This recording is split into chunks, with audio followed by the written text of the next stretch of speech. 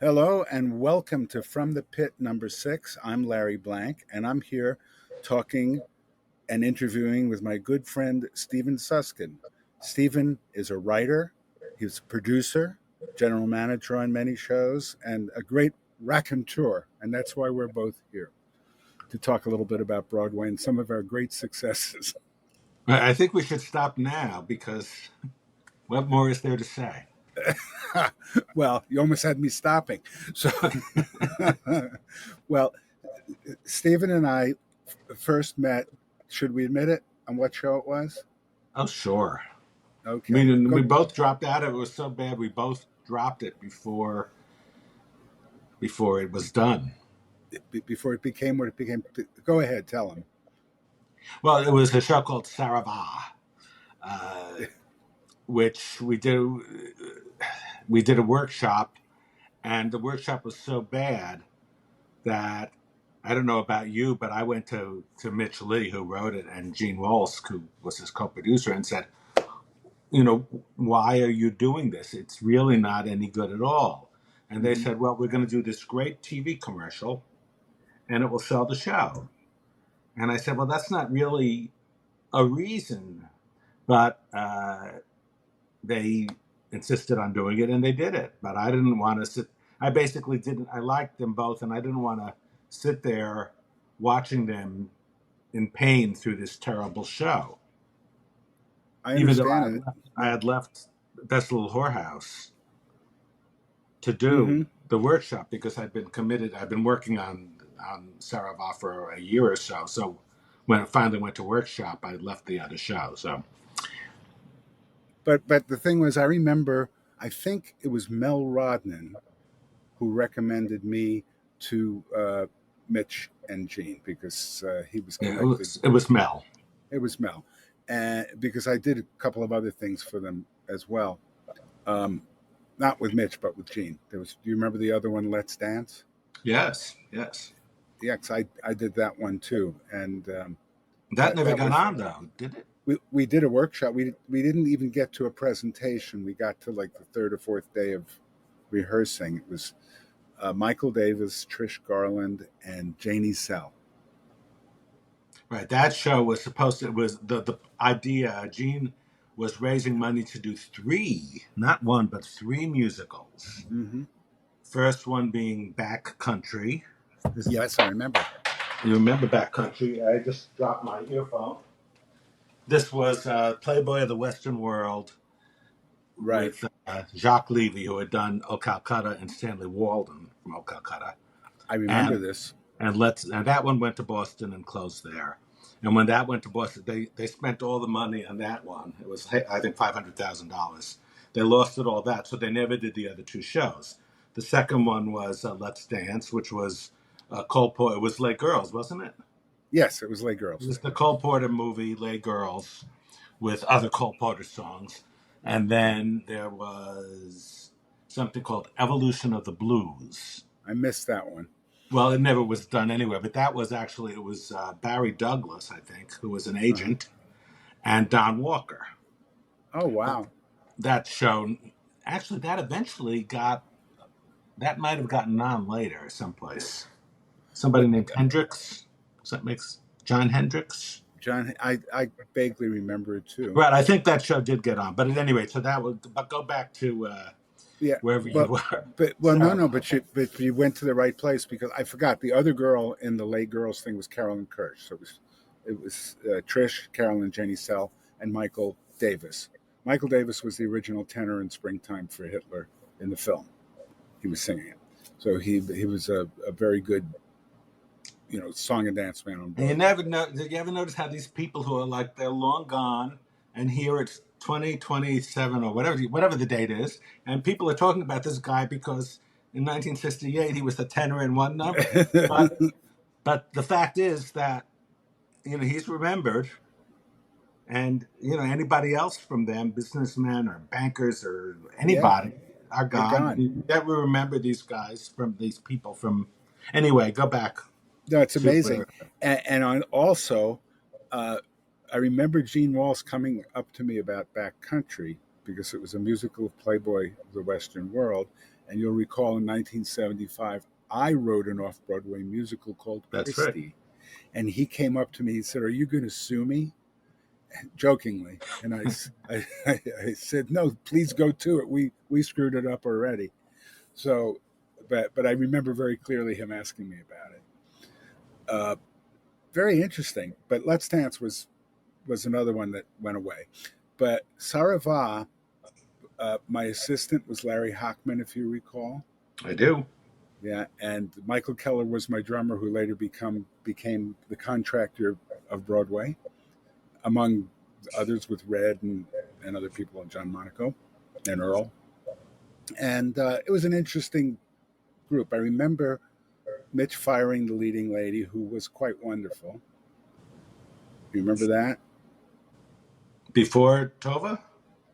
Yeah, when we were doing the workshop, the replacement was Donna Cyrus. First one was Lynette McKee. Oh, right, right.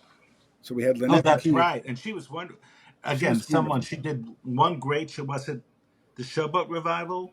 Showboat, yeah. There was a revival of Showboat back in, it must have been 75 or 76. And Yep. she played Julie. And she was like a revelation. And she might have Yes. been the first, are we allowed to say the first non-white Right. actress to perform the show on Broadway? I think Uh, you're right. and she was just one. It doesn't matter that doesn't matter. She was just wonderful in the role, and she was believable because obviously it made sense. At any rate, and that's who she was. Mm-hmm. Yeah. And I don't know. And Did she do Dr. JS? sorry, Did she do Dr. JS? I don't think maybe, I don't that was recall. Lola Fuller. It doesn't matter. Okay, let's. I'm sorry. I won't interrupt anymore. No, she was quite wonderful in the show, and for some reason Mitch replaced her. He brought in Donna Cyrus, who was quite fine too, and P.J. Benjamin was playing, you know, The man.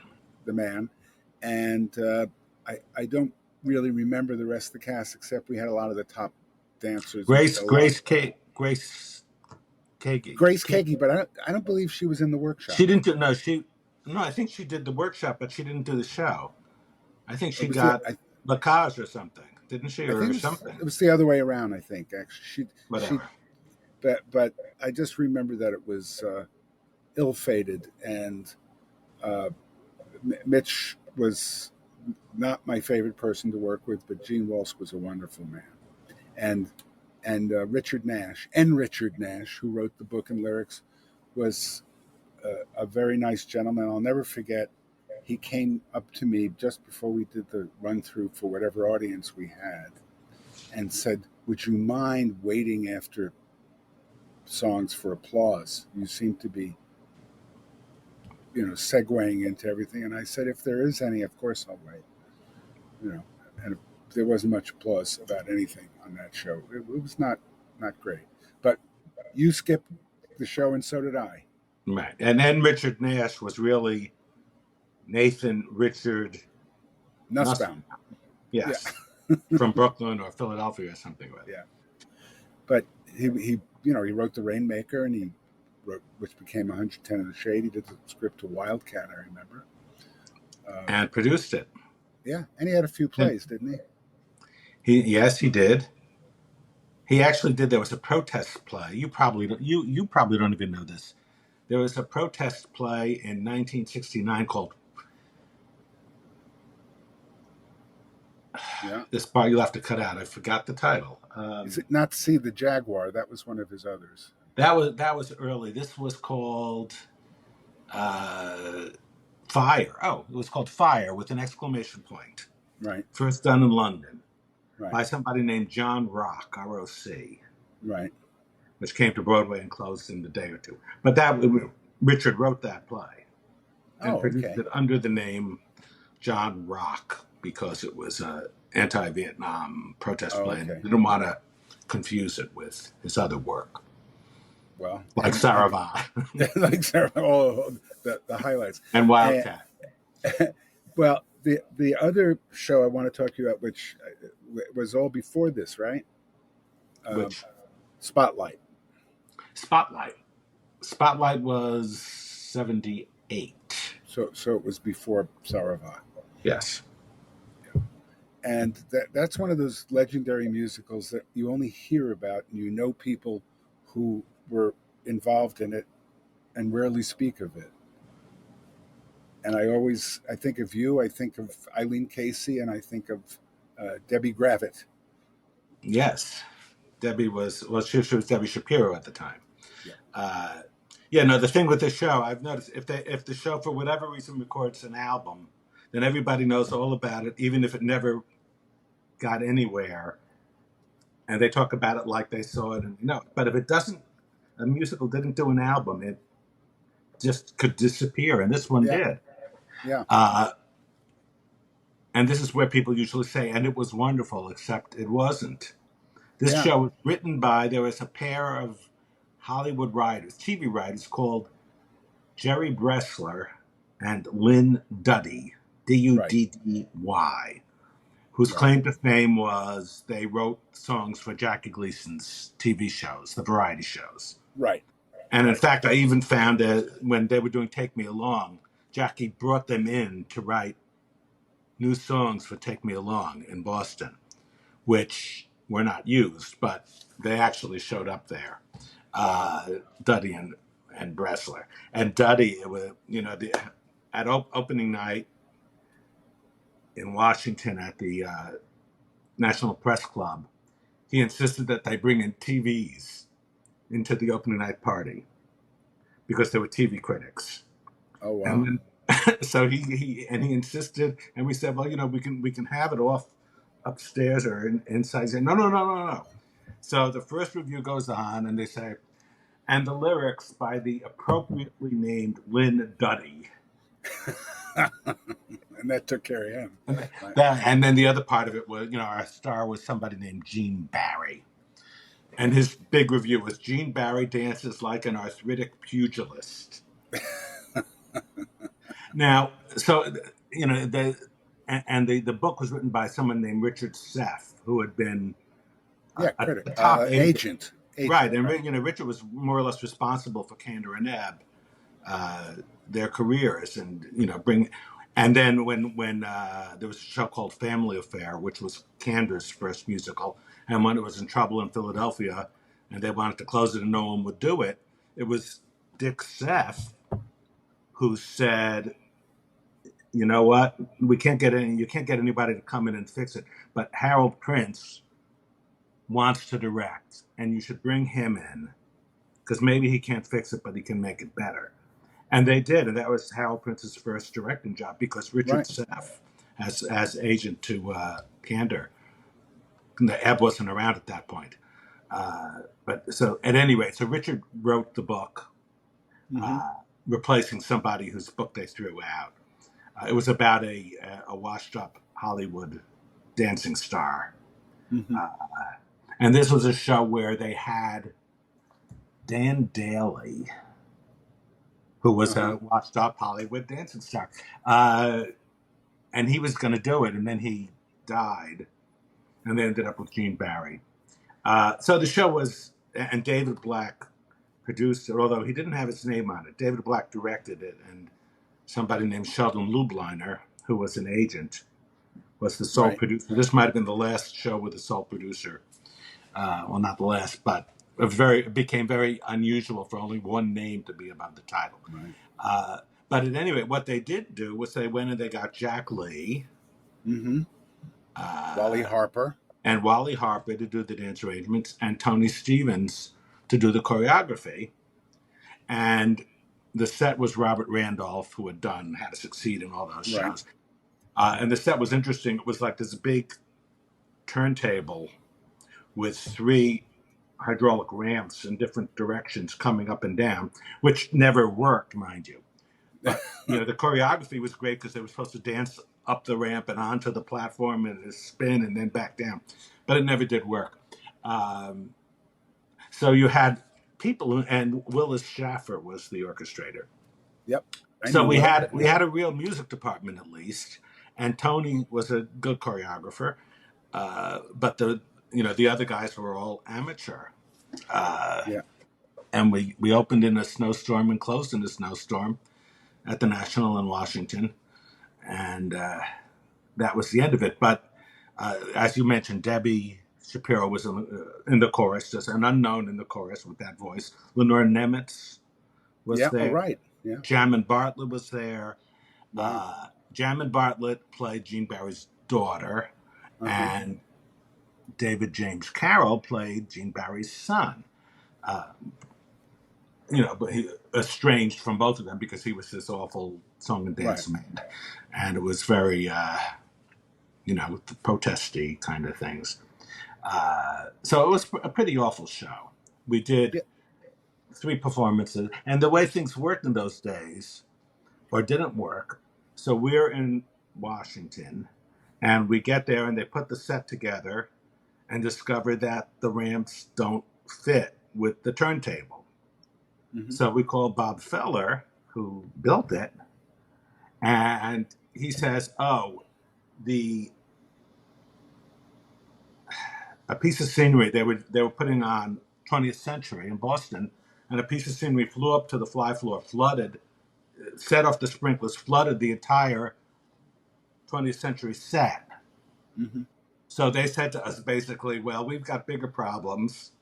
So they wouldn't fix our set because they were, and it was Busy with Alfred the other one. Bobby Yeah. Fryer. That was the important show. So we never did get fit. So we canceled, I think, like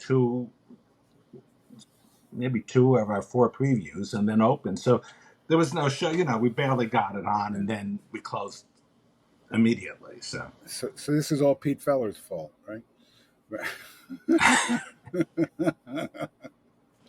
It's interesting, all the intricacies of it.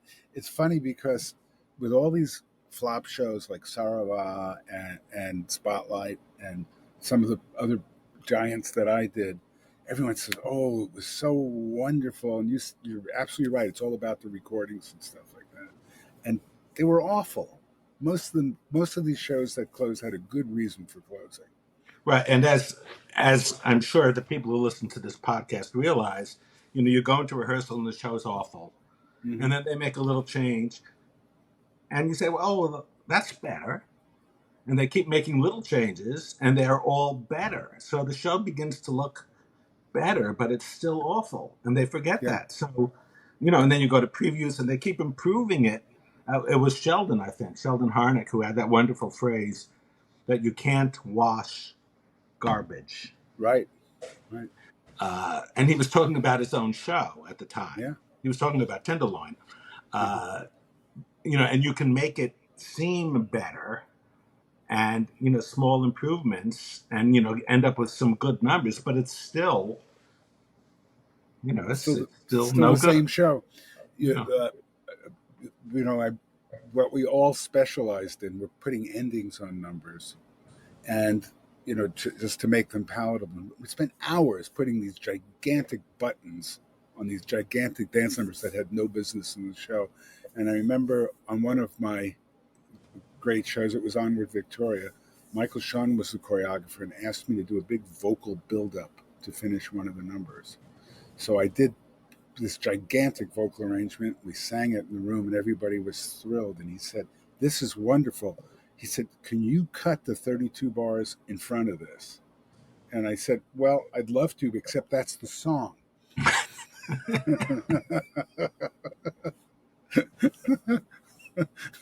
Well, we know where that all ended up, but it was always like that. You mentioned Will Schaefer, the orchestrator, who was a very, very capable guy. He wasn't necessarily a Broadway guy, and we both know that I think he ghosted the overture for What Makes Sammy Happy. Sammy, which is a good Yeah, overture. it is. It is. He was a good writer, and I met him out here because he Hmm. was out here in Los Angeles. He was doing a lot of stuff for Disney way back before they did all their animation, musicals when they were Right, doing and it was probably a much better living yeah, right. out there than Yeah, it was on Broadway, scrounging around. sure. And well, it's just interesting. I forgot. I know you worked on Shenandoah for a long Yes. time, but is that as much fun to talk about? It was a hit, but I know there was a great music department on it.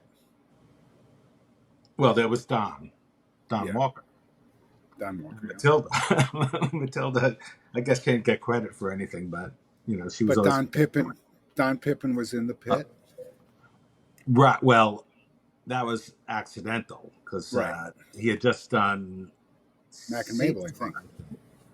Seesaw? Uh, no, it was Mac and Mabel, and he was Right. like worn out. He came back and didn't want to work, and Earl Shandell uh, put him in the pit. Yeah. Not for very long, and we had just had Marie in another show. So, And you uh, also had the harmonica player who I'm having oh, Dick Hyman, Heyman. Heyman. Heyman, Richard Heyman, because he was a Richard Heyman. world class harmonica player and Right, conductor as well. right, and typical of the show. So, Shenandoah, they decide that in the pit, the set was like all willow trees and things, and the thing was painted green. So we had to get a green Steinway Baby Grand in the pit. It had to be green because it had to, from upstairs, you had to be able to see it. Yeah. So they found a green Steinway, and Wow. that made the show much better. From the balcony. From the balcony. And the conductor, though, was Lynn Krigler, who had done the show Right. at good speed. And when Don left soon because he went to do workshops of, what was that show about all those dancers? Yeah, right. Chorus That line, you one mean? about Yeah. Yeah. chorus line, right? Yeah. Never run. But so he left to do that, and Susan Roman took over and Right. eventually conducted it. Yeah. I remember Susan. Uh, Interestingly, I'm going to transition a little bit here. How did you go from being, well? Look, we both came from Long Island, growing up at the same time. Our parents took us to see musicals, so we both kind of got hooked just at the same time, coming up in that 61, 2, 3, 4 season, I think. And but Yeah, how did you? you're a couple of steps ahead of me, but more Just or a less. little bit, yes. I was a Just little older, and I mean, You my lived parents. closer. You were a subway right away, so you got to see all the flops, whereas I That's right. had to take the Long Island Railroad, so I would only see the hits. That's right. I would get in the first show I saw by myself was Foxy when I Hmm. was years old, and it was safe to take the subways and stuff. Uh, but we both developed a passion for music and orchestration, which is how you came to research and write your book, The Sound of Broadway Music. And I was so happy to participate on that with you and all the meetings and stuff like that. But what hooked you on the interest in orchestration? Well, that can't, when I think of what I could have done but didn't because I didn't know, I didn't develop that interest until late. So there were a lot of people who I knew who I could have spoken to about it, Right. but it didn't occur to me. Uh, Back in, at some point along the line, I started writing reviews for Playbill, Uh huh. and of course, with all the all the CDs came in and they started reissuing everything. So I would write about all these things, and I always liked to write about what was on them. Mm-hmm. Uh, and it was, we already knew that certain people didn't do certain, didn't write what it said they write. I had found that out with songwriters, let alone Mm-hmm. orchestrators. Right. So I had put some of that in some of my books. Uh, but with the orchestration, I remember when I was a kid, I saw How to Succeed, which was, of course, a wonderful musical. And Right. I had the program, uh, hidden away somewhere or other. And around about that time, I happened to be looking at the program, and I read Red Ginsler's little capsule biography in there saying that he had orchestrated Pajama Game and Damn Yankees and this one and Mm-hmm. that one, all these shows which his name was not on, Mm-hmm. uh, which made me, I had already been in contact with you, so I asked you. Hmm. I Right. realized that he's not going to make that up. And if you listen to those shows, you can listen to all those Red Gensler orchestrations like Steam Heat and whatever Lola wants.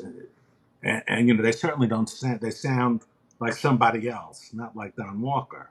Right. Uh, so it was clear. And, you having worked with Irv Kostal knew a lot more about it than Yeah. I would guess. So between that started getting me interested in saying, well, if you're going to write about it, and if you're going to write about the work, you really ought to know who did it, because you don't want to credit the wrong person or Hmm. pick up, the traits that this person always used, this wonderful percussive stuff and all these Fosse dance numbers, and say the wrong person's name.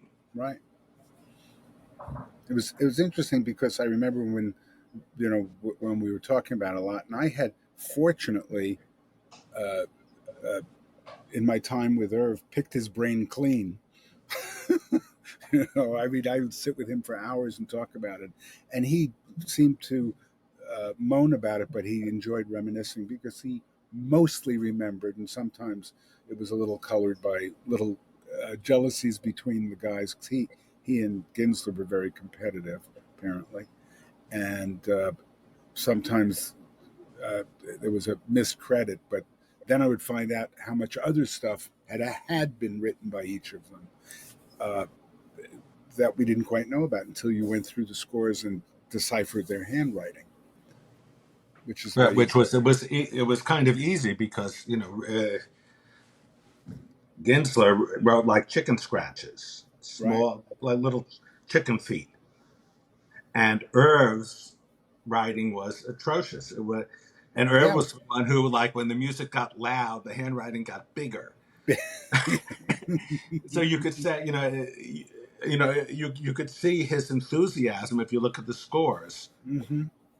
Yeah. which is why they're so much better than these computerized scores. You can't, they just look like They have no printed feel. stuff. Yeah. But You, when you look at the actual scores, you can see, or Hans or Bennett, you can feel sure. What's what they, happening?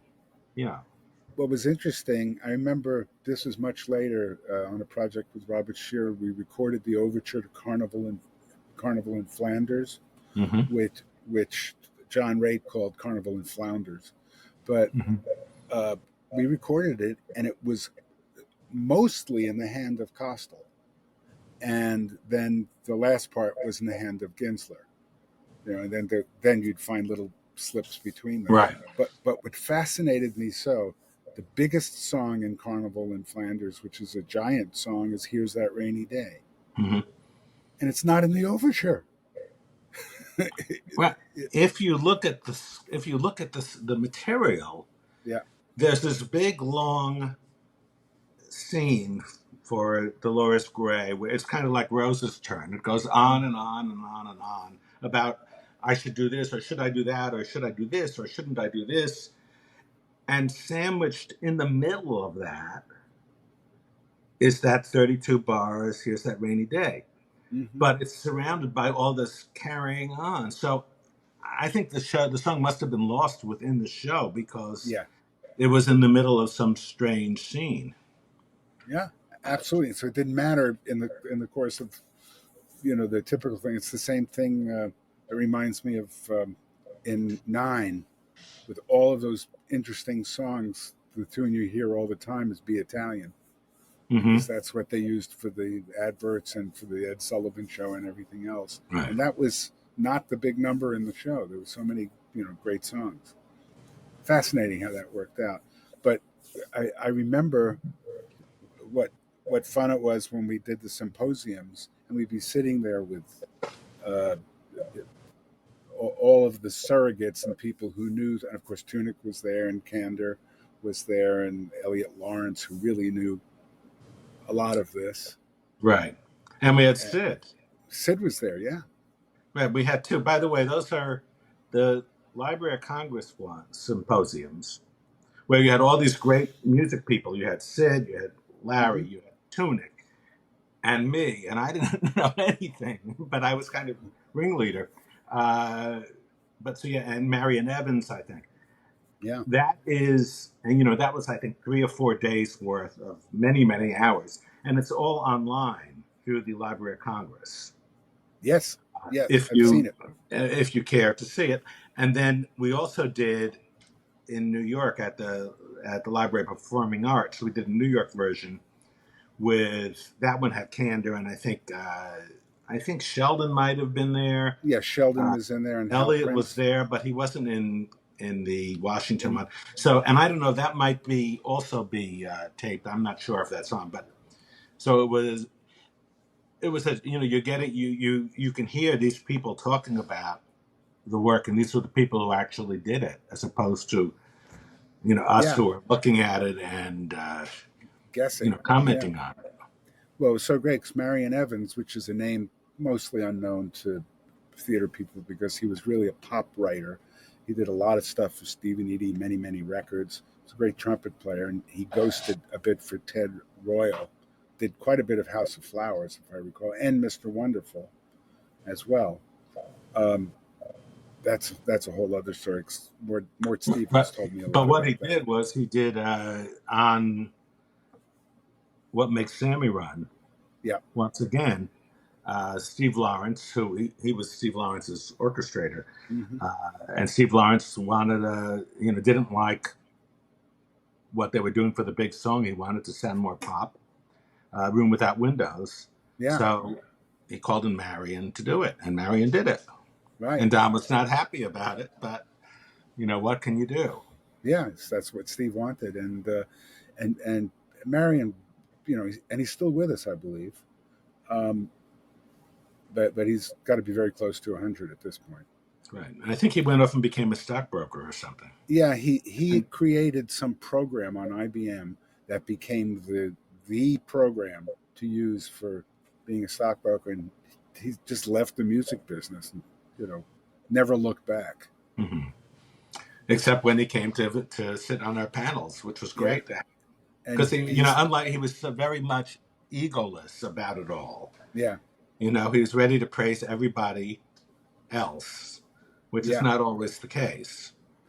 Well, what was so funny is Costel told me there was so much going on in the music business in New York at that time. There were all the television shows and Broadway shows were were not the pick of the litter. They were all the way on the bottom because they didn't pay as much, and the musicians too worked in the studios. And Broadway meant they had to show up to theater, and it was less money than they were used to. But uh, it the way they used to turn out music, we look at it now. Well, there's much less product on Broadway now. But in those days, when they were doing all these shows, one guy would call up another guy. I can't make this deadline. Can you do it for me? And Costel told me a story, which I'm sure I repeated to you about doing the TV version of Lady in the Dark with Ann Southern. And he had farmed out 6 of the tunes to Hans Bialik. And he just forgot about it because he was busy doing his television work. And, there was a record date coming up. And he was talking to the copies and says, "Have you heard from Hans?" They said, "What?" About what? And he called up Hans, who had somehow forgotten about it. And it was like the day of the sessions. And they just had nobody had bothered checking it out because, they used to show up. And Irv said he was at the session while they were doing takes, writing the rest of the charts. And I said, "Do you have a copy of the recording?" He said, "Who would want to hear that?" I know it does exist, but there was a lot of music being turned out for those shows. And the other thing that fascinated me about Ginsler is he took over as conductor for By Jupiter and several other shows in the early 40s. Hmm. So I think it was Don Walker who was really promoting him. Well, yeah, And well, Don, he was Don's guy, and he was a trombone player. yeah, Uh, and but he was Don's number one assistant, basically.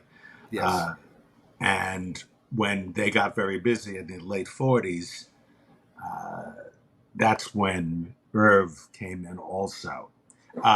They both had weekly TV shows. Check the Sid Caesar show on the one hand and the Milton Berle on the Hmm. other. And I think Milton Berle was on Sunday. The other one was on Tuesday. So they they each had like a day and a half off every week Hmm. because on those variety shows they would get together, they would write the shows, figure out the material with the guest stars, and then finally hand it over to the orchestrator to do. So on the other days they could go and fill in on Broadway, and Sure.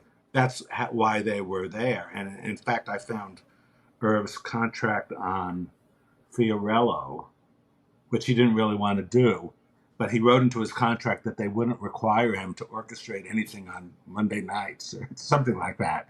It was Yeah. like a day they would avoid that time period because his real job Was was the Gary Moore was show? the Yeah. TV. Uh, and then Sid came in because on well, he did a little bit on Hazel Flagg, which was one of those shows, and then Wonderful Town. You know, Don had to go back to something else, and Red had to go back to something else, and Irv had to go back to something else. So Sid worked with Red as this on the TV show. So they left Sid in Boston with Wonderful Town, and that's what happened. That, He knew Lenny, Lenny from when they were 13. Lenny taught him how to how to play the piano right. Right. paid him a $1 bill and a chocolate bar for a lesson. And I think that Bernstein probably had forgotten about him, but when he saw him there in doing Wonderful Town, he remembered that this was his loyal friend. Hmm. And I was listening to West Side and looking at that, and if you look at the number that Sid did in Wonderful Town, Swing. Hmm. Swing is a big Yeah. production number, dance number. And then late in the number, it goes into this jazzy fugue feeling. This is the only thing he really did on that show, along with other fixes. But that jazzy fugue feeling is precisely what is in the cool number in Yep. West Side. And my guess is that when Lenny was doing West Side, he didn't want Hershey who had done all his shows because what he was, I think he was thinking of that fugue and cool. He wanted something Yeah. like what he heard Sid do in Wonderful Town, The jazz. Yeah. that jazz. And the other thing, which people don't realize, but there was a big change in the way everything sounded in the late '50s, which Yeah. you can ascribe to basically Sid and Red, because they changed the way everything was done. But if you look at two Julie Stein shows, Bells Are Ringing, and his next show, Gypsy. Right. Bells Are Ringing was Russell Bennett and a lot of people contributed numbers. So it was a Roger and Hammerstein sort of orchestration, and it was perfectly fine. It was perfectly good and worked well, and it was Jerry Robbins was the director, choreographer Fosse. That was fine. But if you listen to Gypsy, same Hmm. composer, it sounds like a whole different world. It had changed, and if I recall correctly, it was Sid was the house arranger at RCA, and when they did the "Say Darling" recording, which he had nothing to do with, he and Red orchestrated the recording where they added a full orchestra. And the story that I heard, maybe you told it partially when Julie heard the overture that they had written for "Say Darling," they basically got the job on Gypsy. Right. Sid told me that. But Yeah. what happened is that around about 1956 or so, whenever that was, there was always this big competition between RCA and Columbia and Capitol. Right. Uh, and RCA came up with this live stereo sound. They were the first to Hmm. come up with it on LPs. Uh, and they wanted to use it. So those first, they commissioned like a bunch of these pop albums Yeah, using stereo and making the sounds coming from different speakers and you know I showing remember. Yeah. off what you could do. And Sid was their orchestrator, and they even Sid did some with Abbey Lane. It was the Sid Raymond Orchestra, but that was Sid's specialty, was using this stereophonic sound and making everything sound different. Which is why when they recorded Say Darling" was done in the theater. It was a musical. It was really a play with songs. Hmm. There was a show called Pajama Game, which a fellow named Richard Bissell wrote a novel, and George Abbott and the young producers Prince and Griffith got him to write. They did it as a musical, so it became this hit musical, Pajama Game, which was an enormous hit, by the way. It was, Hmm. other than West Side and Fiddler, it was really Prince's biggest Yeah. moneymaker, which nobody realized. At any rate, that was a big hit. Then Bissell wrote another novel about this steamboat. He was a steamboat captain from Iowa, Richard Bissell.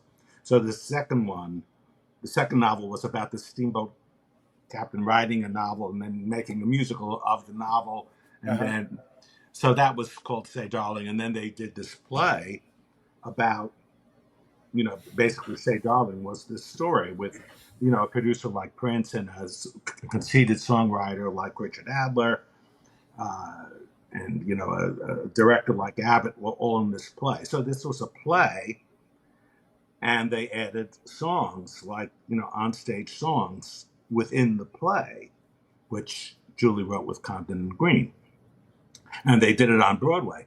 When they went to do an album, they couldn't do the album with just two pianists. It was Peter Howard was one of the pianists, and And was it Colin John Ramoff. Morris? Who? Colin Ramoff. So there was two pianos. So when RCA decided to uh, do a cast album, they wanted it to sound like a musical. So that's why Sid was hired to make it sound like a musical. Which he said that they were sitting in the recording booth, and Stein and Betty and Adolph came in because sure, they came in for the recording session, and when they heard what was coming out of the orchestra, they were floored Hmm. because this was just this little two piano show. Yeah. And And that is indeed how they got Gypsy. it's interesting. The overture to Say Darling is pretty hot stuff. And it's It's very stereo. yeah, It's and yeah, it was written so that you could hear the so you could separation. hear the speakers, which brings up two things. One is you had told me, I think, that Irv, when he wrote a song he scored. You tell the story. Oh well, it was the song Marie's Law in Duet Fiorello. for Marie and the Comedy Man, Yeah, Nathan. and he said that George Abbott staged the number. They brought him in to see it, and Irv had a fantastic eye. He spotted everything, which is why he was so busy. And he decided that at one point they had Pat Wilson on one side of the stage and Nat Fry on the other side. So he would always try to put the orchestra on the opposite side of the orchestra when they were singing. So usually in a Broadway pit, the strings are on the left and the brass are on the right, and the reeds are somewhere in the middle or on one side or the other. And he said, so if Fry on stage right was singing, he'd put the noise in the brass, muted brass, and then he'd have the strings play for her, and then they would cross, and he would cross the instrumentation. And as he said to me, it worked really great until they restaged the number. Right, but if you listen to it, it sounds great, and it's of course it's a very funny orchestration. Yes. And this is what he did, and and uh, and Red, and Phil Lang, who I don't put in the same category as them, but Yeah. Phil, if there was something in the lyric, Yeah. They he caught would it. use it. If you listen to some old obscure show, nobody knows these things except for the people listening to this podcast. But if you listen to uh, "Wish You Were Here," Yep. the comedy lady, she has a song about vacuum. There's a lyric about you don't go to the store and buy a vacuum cleaner that's not, yeah, vacuum cleaner. And there's a Yeah. little woodwind vacuum cleaner noise in the in the orchestra. Yeah, it's those, an oboe. yeah, Uh, that's the stuff that made it so much fun. And that was basically these young guys coming up, meaning Ginsler, Raymond, and Costal, the people coming up through the Don Walker School, and they all revere Don Walker, by the way. But Irv said to me that Don had certain rules that he would lay out for his guys, and some of them, he said, were a little untenable uh, for these young jazz guys. And actually, Irv was only like 3 years younger than Don, and I think Red was a couple of years younger. But they were the young guys, and they were. I'll give you an example. He said that Don Walker hated to take the clarinets up above the middle of the staff because they would scream, just the way they play. And of course, your average clarinet player who was a jazz guy would tend to play everything like a solo anyway. So in the pit situation, when all those doublers were coming up where they played saxophone and clarinet, the clarinet playing maybe was not quite as good as a legit clarinet player. So he had all these rules about keeping the clarinets low. And of course, these guys knew that they needed to take the clarinets up for the dance music and stuff like that. And the funny thing was, Walker was a great clarinet player. And some of his writing is terrific. But Irv said it varied. It just was funny stuff. And he said it, it made it a little bit trickier. But Don, created Chelsea Music, which basically ended up being just a copying service, but originally it was supposed to be a full service music organization, mm-hmm. providing arrangements, copying, and everything else. And the other thing, and I know you know this, Don actually managed several of the orchestrators himself. He was like their business manager. Right. But also Don was basically a businessman. He went to Princeton and he was an accountant. And the Yeah, story goes that he got offered a steady accounting job when he got out of college in the Depression. And it was like a fraction of the money he was getting from Fred Waring for orchestrating for the band. right. So he didn't. But, he came up with this idea of servicing the shows, all-purpose music sharing, but also scores for other production, for licensed productions. Yeah, Because at that point, when they went to do Pal Joey, there was a revival of Pal Joey in 1952, yeah, which he did. And when they sent him the original materials, they were a shambles. It was like there was no way to do the show using the original materials because they were not in any shape at all. So he decided, yes, we should. That's part of this business is keeping the stuff in order and then licensing and making money from it. And as we know, he basically came up with this music theater international or music theater incorporated idea. Uh, uh, he went to Rogers and Hammerstein and said, Oklahoma and Carousel and South Pacific, at some point you're going to start licensing them once they end their run. And rather than just let it happen, why don't we start a company that will actually, make money out of this?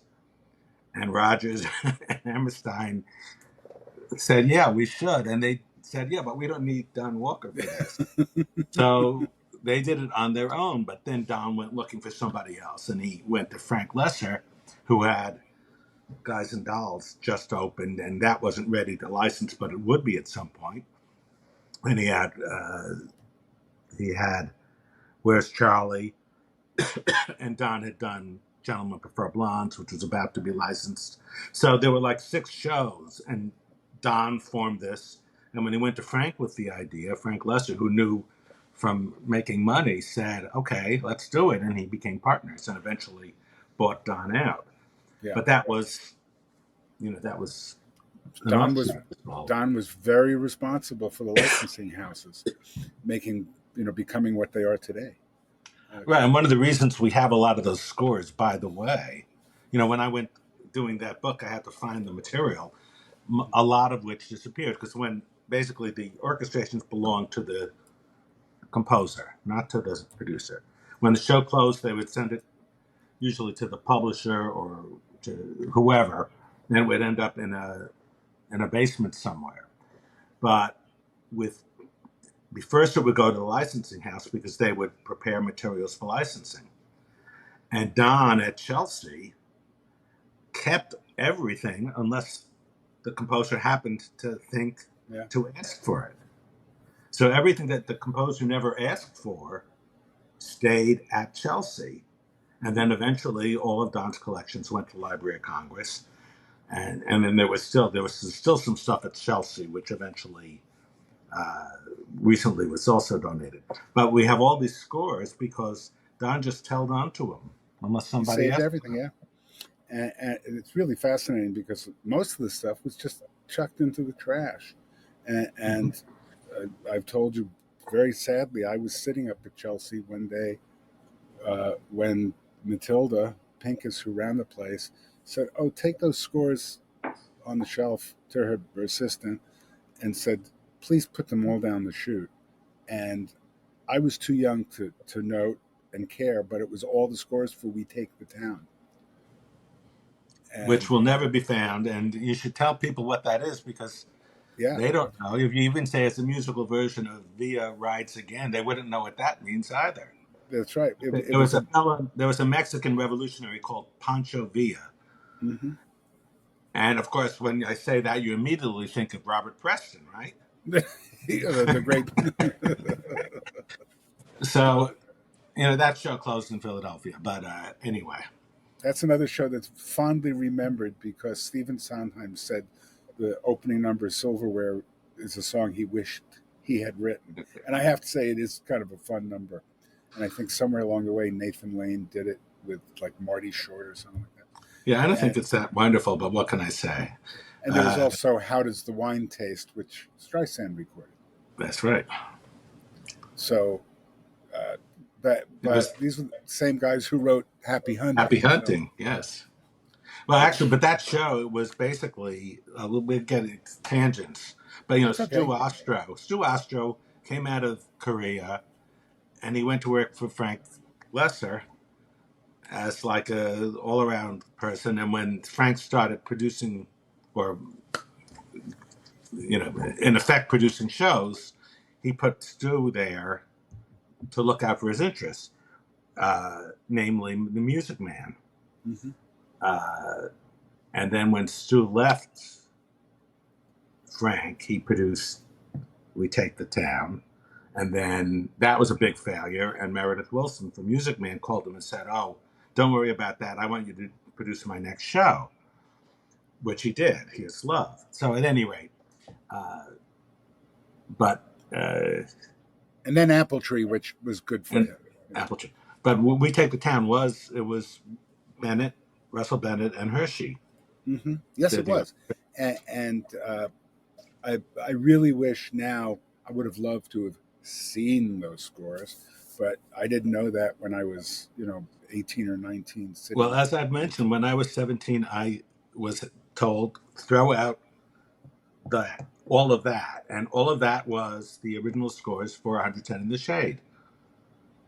And after I tried to talk them out. I didn't know what they were, but I tried to talk them out of it, thinking, no, I don't think we should. But we did. I saved two scores, which I have, and they're wonderful.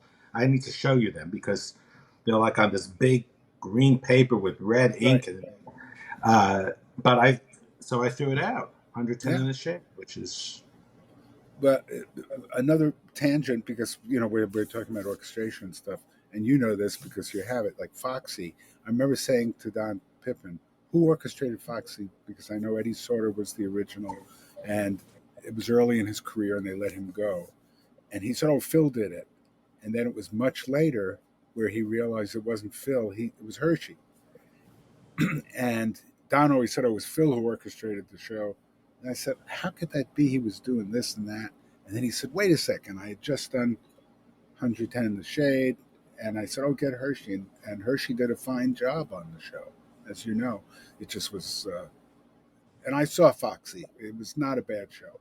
But then again, I was Mhm. 11 years old. What did I know? Right. So And I know I think I sent you some of the scores. yeah, and they're quite interesting. They are, and I Yeah, have more of them. I just have to piece it together. piece them together. But it's you could have easily have done another book on this, but it got to the point where it was that's why you cut it off at 1964, I think, more or less. Well, no, I actually took those orchestrators and took them to the end of their career, Right. whenever that happened to be. But I didn't go to the next generation. But of course, there's a difference between these scores with 20 pieces or 25 pieces or whatever it was, and the 10-piece, 6-piece. Once the electronic instruments started being used, which would have been like Pippin time, after Pippin, which 1971, you still had old-fashioned scores with Yes. real instruments. But once they started using the amplified music instruments and the amplified voices, it changed what the orchestrators do. So It's unrecognizable at this point, and it's I think I don't remember if you were at the meeting in 1980. I've written about it on my musical theater orchestration group online, but in 1980, Jerry Schoenfeld called a meeting of all the conductors and all the contractors on Broadway. I don't know if you were present for that, where I was not. he announced. I was sitting there with Stan Lebowski, Don Pippin, Paul Gemignani, and Red was there, John Monaco was there. I don't believe Earl might have been there as well, but and a lot of other conductors. And Jerry Schoenfeld announced the 50% rule, where the musicians could take off 50% of the times if they had played the show a couple of times and they had a proper substitute. And all four of us conductors objected mightily. You say, how could you do this to us? We have no control over who's in the pit, because before that you couldn't take off at all, Mhm. unless without special dispensation. And he said, I'm trying to avert a strike. And I, being the firebrand of Broadway at age 28 or 29, said, well, I'm a member of the local too. I can take off 50% of the time. And and Paul Gemignani said, yeah, me too. And Don Pippin. And actually, Jerry then added, I'd be just as happy if there were no musicians in the pit. And I look forward to that day.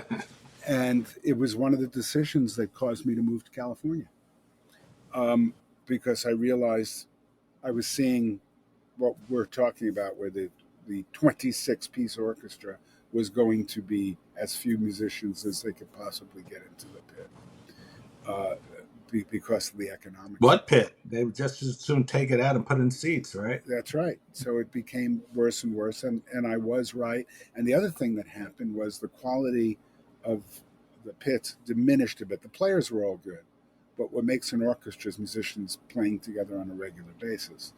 And uh, the conductors also started taking off when they never used to. And there would be two assistants. There'd be the assistant conductor and the assistant to the assistant. And you know all of this because it just deteriorated in a strange sort of way. So I think of 1979, 80 as the time when the pits started diminishing. And I blame it on Jerry Schoenfeld.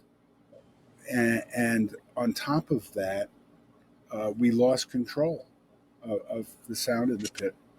So Steve Sondheim told me that his last show that had a full orchestra was Sweeney Todd. And then by the time he got to Passion and those shows, it was 14, 15. I think he's omitting, what was the name of that show? There was a show with all those teenagers in it. Oh, Merrily, of course. Yeah, that that one. that one. But the orchestra started diminishing. Yeah. Uh, yeah, he skipped one. He skipped one of his flops. And that had some pretty good orchestrations too. It did. Had very good It did. orchestration by Jonathan. And there were 20 in that pit. Well, anyway, it changed quite a bit. And I know now you're producing more and you're still writing a lot of books. And I loved your last book where you talked about basically your whole career because it was parallel to my career. We were coming up at the same time in different circles, parallel universes. You were Yes, climbing through the Merrick we were. office. A lot of people have said to me, that's exactly what I did. You just changed the names of the people and the names of the shows, and it's the same book that they would write. Yeah, Although you have since written that book as well, yeah, and it but can be you can get it on if you go onto your Amazon there. You can get that book. yeah. What is it called, Larry? What What's is it your book called? called? I was playing their song. I was playing this song by Larry Blank. And what was your last book? I forgot the Oh title. no, no. Then it sounds like we planned this. But it's If we okay. It's our podcast. That's Uh, called Offstage Observations. yeah, and it just amused me because it was, it's like were 2 streets away doing other shows at the same time, and at times almost crossed paths until we finally did on Sarava, which was, thinking back on it now. I think I wrote the Sarava ending. Me and And you admit it? You actually well, admit yeah, that? I think it's my claim to fame. It's like, uh, You mean Mitch Lee didn't write every bar of music that has his name on it? oh heavens, who would have known? To that discussion. All I remember, and I told this in my book, and I'll tell it quickly, is he told me to wear a jacket to rehearsals one day because he was going to take me to lunch. And we passed every restaurant in the Midtown area, and he took me to Mr. Custard on 49th and Broadway and gave me a black and white. That's all I remember. And I had a jacket on to eat it. That sounds like Mitch. Yeah. Uh, And I was just looking for a burger at Barrymore's, and he said, right. you know, he said, Airsats 21. And I said, really? That Funny was stuff. Mitch. Yeah. Well, I meant to mention to you because I never thought of it until we were getting ready for this. But back when I was up at Merrick's, this little old man would come in all the time. They were all, when we were that age, they were all little old men. yes, right. Come in to see Jack Schlissel with pages and pages. And it was a fellow named Morris Stanzak, who was, before Earl and Red and all those guys. He was one of the two contractors back from the 40s. Yes, Stanzik and Gusakov. Stanzik and Gusakov. Gusakov had Rodgers and Hammerstein, and Stanzik had everything else. Yeah, he had Lerner and Lowe. No, it was matter of fact, and these guys were feared because they had total control of your employment on Broadway. Oh, they did, and I was also thinking that so I didn't work with him, but I worked with Earl and with Mel Rodman and all those guys. And the thing that I liked about Red Press so much was that he didn't seem to be interested in being a businessman running everything. He just liked to play, Yeah. to sit in the pit and play the music. And all these other guys, John Monaco would wear his little suit and be very, Yes. I like John, but they were all like, we're now executives. Yes. And Red just was like a musician. Just let me play this great. I'm lucky because I have all these composers who are good, and I can play these great shows. Starting with Gypsy and whatever else he did. So it was so refreshing. It was because I knew Red, of course. Don Pippin loved Red and had him on a lot of shows, and Mel too when he was a playing saxophone player. Um, and Monaco's career was really from John Kander because Right, he was the banjo player. he was the banjo player on Irma La Douce, where John was the dance arranger, and then Family Affair. So after that, John was loyal to him, and Ralph Burns said to me, John Monaco was the best banjo player in New York. He said you couldn't, if you wanted a banjo, you had to get John Monaco. And he said Chicago, of course, was John Monaco.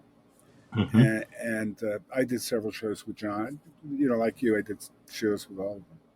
Anyway, I'm going to have to wrap this up because we're just too interesting.